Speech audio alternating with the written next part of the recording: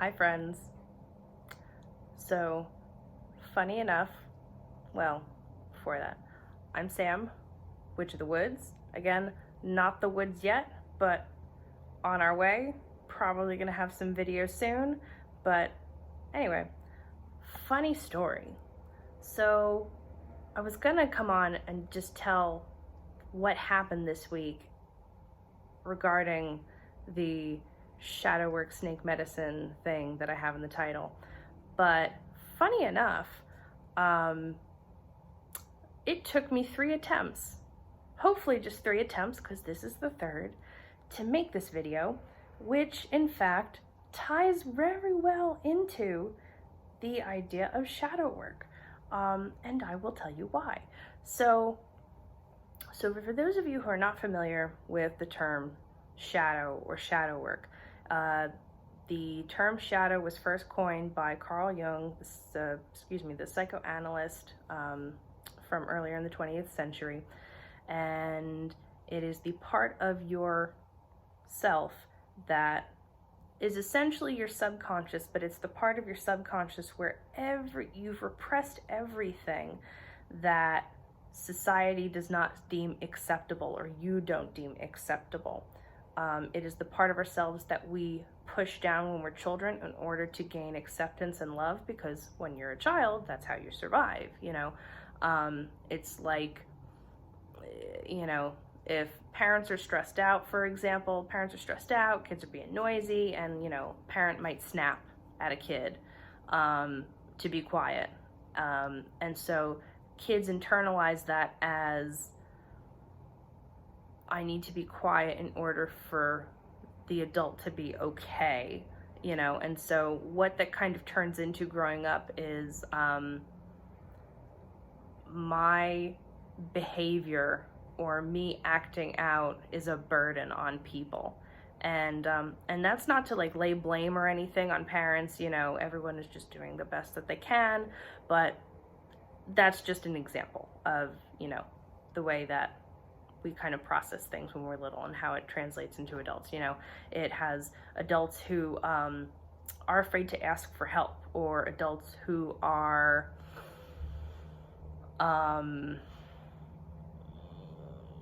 overly apologize for everything, don't even know what you're apologizing for, because you're just so concerned that you're a burden on everyone. So that's a shadow thing. And he was also Carl Jung was also the person who coined the term synchronicity. And he has this famous quote that says, "Until you make the unconscious conscious, it will rule your life and you will call it fate." And what that means is that we think life is happening to us and that we're kind of this powerless player in the game of life. But until you kind of do the work to dive down into that subconscious part of you where all of these shadows play and puppeteer you from the darkness, it will continue to feel like that. And when you free all of that up, or when you shine a light on it, it frees up a lot of your psychic energy, which can then flow into things that you would rather they flow to consciously, like creativity and, getting healthier, or, trying to get in a better relationship or something like that. So anyway, so I've been working more these last few weeks with my shadow work. Shadow work is something that I came to about maybe 2 years ago or so. And, you hear all this stuff about, kind of people beating everyone over the head with what you should be doing with the quarantine stick. And, some people are like, well, you need to reflect, you need to be productive. Other people are like, no, fuck those people. We're in a quarantine, we're in a pandemic, this is a traumatic time for a lot of people. And both of those are true.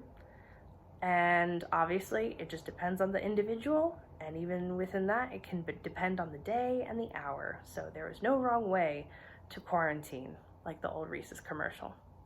So anyway, I've happened to lean more toward trying to do a lot of stuff that I was not doing before. So I've been reading a lot of these books on shadow work and doing a lot of the exercises in them. And so one of the things that I found out in this process is that I really thoroughly enjoy fucking everything up as much as I possibly can. Like, royally fuck everything up.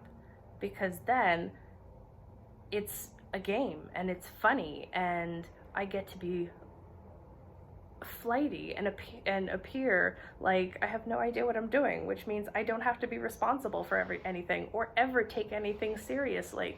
And that's going to sound really ridiculous to a lot of people because, again, like, it's something that I've repressed, so I didn't want to know about it.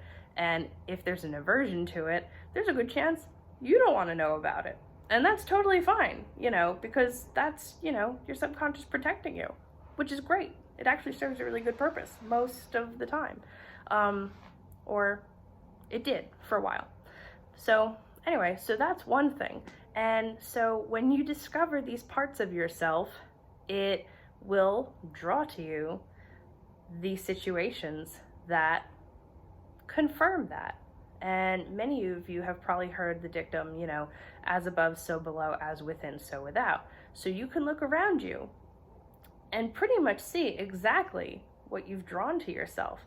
And this is very controversial because some people have some really fucked up shit going on. And it is an invitation to wonder, well,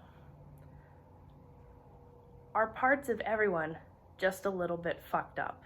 And the answer is probably yes, because humanity as a whole has some really wonderful, lovely, graceful parts of it that we've witnessed already in the pandemic, but there's some really awful, disgusting shit out there as well, which has been equally as represented. But anyway, so for me, this idea of doing everything wrong is part of what I was going to tell you about, but it's also part of me not getting to do the video the right way, because it's, like I said, taken 3 attempts, and hopefully that's it. So in doing these exercises, one of the things I was really concerned about was like, oh, you know what, I'm fucking this up too. I can't even do the exercises right. And running parallel to this, I had a friend message me a link earlier last week that was, let's see, what's it called? Duons.com. It's a website that it's behind my phone on my laptop.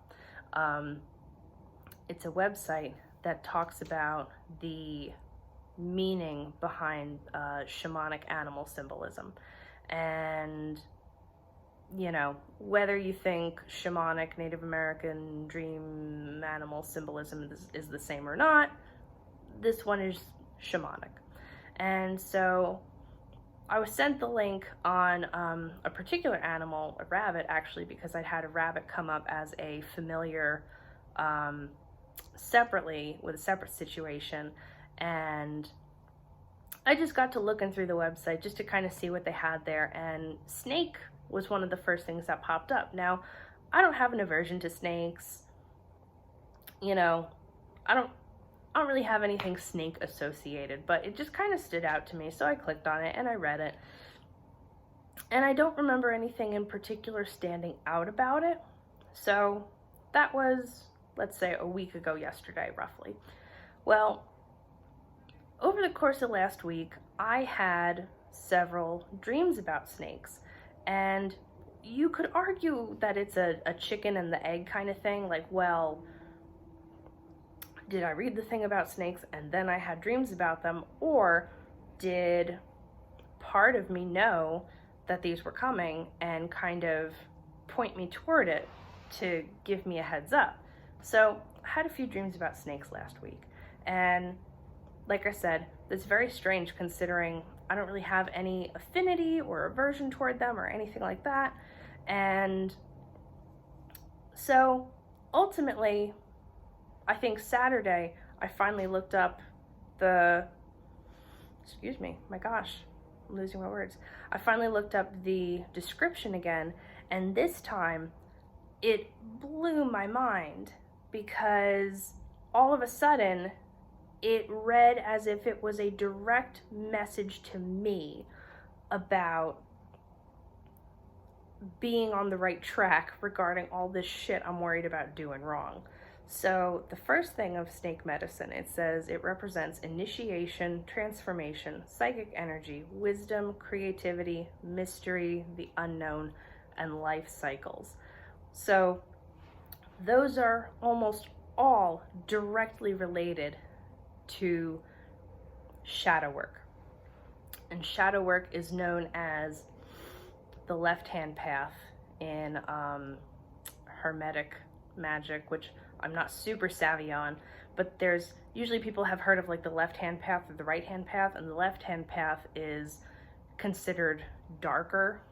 Again, we're talking in dualistic terms, and that's maybe not so applicable here, but it's called the poison path or the left-hand path. And one of the things that came up in the description about the snake was, you know, it's poison and it's poison transmuting things and stuff like that.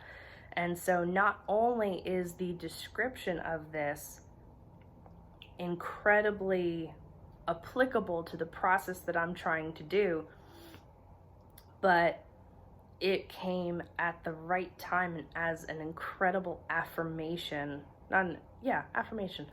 of what I'm trying to do. And that is also a term that Jung coined called synchronicity. Synchronicity is a coincidentally timed event that is given meaning that arises from your conscious or subconscious giving meaning to it. So without these things occurring, snake medicine would have no meaning to me. But between having those dreams and the work that I've been doing to hopefully free up psychic energy, the synchronicity arose and came into my field of vision, and so it also had further meaning just from that. And it honestly, it felt like the universe was talking directly to me in that moment, and it was deeply moving and deeply powerful. And you know, synchronicities happen every day, whether we notice them or not. But the thing about noticing them is that you have to kind of lift that veil. You know, you have to be in the right frame of mind, or you have to have done certain work. And you know, like, I'm not saying like I'm better than anyone else for doing XYZ or anything like that. But you know, just like I couldn't lift a 100-pound dumbbell because I haven't practiced that, and those muscles are let's just say wimpy at best on me. I couldn't do that because I haven't practiced. But yeah, so when you do certain kinds of work, it can just lift a veil and you can see things that may have been in front of your eyes the whole time, and you just had blinders on, or you had this veil on, and it allows you to kind of see things you've never seen before. And so at that point in time, when I read this description the first time, I didn't remember it. But when I was moved to go back toward it at the end of the week, after other things had happened, I realized I remembered nothing about that description, and it didn't seem like it was pertinent to me at the time remotely. And then all of a sudden, it felt as though it was a very self-centered feeling, as though the universe was talking directly to me. So I thought that was really cool. It is really carrying me through the several days that have passed since then. And, you know, I would love to know if you guys have ever experienced, you know, really wild synchronicities like that. I suspect many have, but I just love hearing the specifics. I think they're so cool, you know. And again, I love hearing people's stories, and just making people feel heard and seen in general. So I'm gonna wrap it up there, but on a side note real quick, I apologize if this looks like I am looking left, right, and center, because I'm apparently still learning how to use the camera on my phone to do this, and I don't really know where I'm supposed to be looking. So I appreciate it. Thank you for hanging around, and until next time.